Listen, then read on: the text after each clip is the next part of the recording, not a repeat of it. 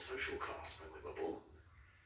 It is only when we grow older that we cling to these things, even believing they define us. We segment ourselves into groups and shun people who don't fit into the same bracket as us. The Tao Te Ching says, forget the rules and flow freely in whichever way life takes you. We need to realize that we are already connected to everything in our lives that we think is missing, such as love, happiness, and inner peace. We just have to align ourselves properly to find it.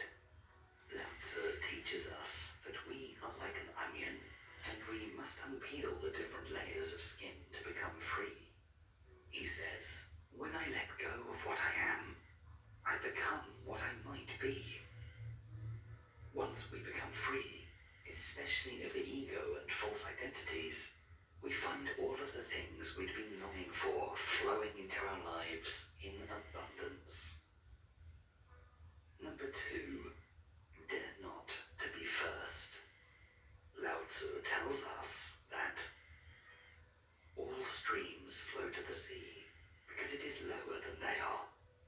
Humility gives it its power. Humility is one of the 3 jewels of Taoism, along with compassion and simplicity. In Taoism, humility is translated as the phrase, dare not be first. Taoism teaches us that we are all just a small part of the great oneness. We can imagine ourselves as a collection of rivers that are all tributaries to a single stream of water. Despite the apparent separation between the different rivers, they're all connected to the same source. This source is the Tao. If we apply this analogy to our lives, we'll find that much like the individual rivers contributing to that same body of water, we too are all a part of a greater whole, and we're governed by the universal energy common to all of us. In the hyper-competitive rat race we all call modern life, we very much neglect this wisdom.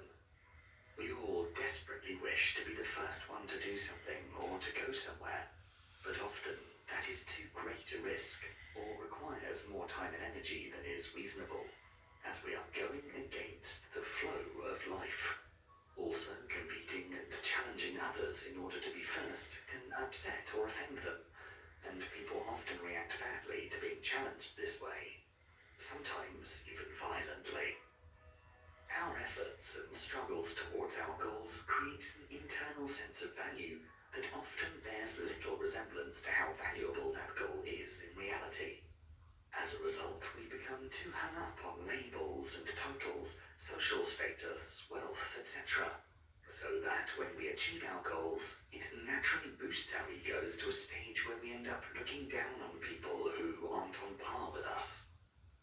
The truth is, no matter how much one competes and thrives, none of us are really self-made.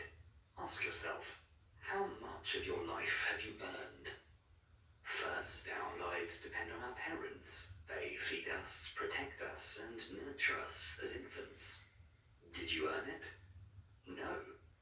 Then, in your childhood, you had teachers who helped you learn to read and write, parents who clothed and fed you, a community that provided food, clothing, and entertainment. As an adolescent, you relied on your parents to feed you, do your laundry,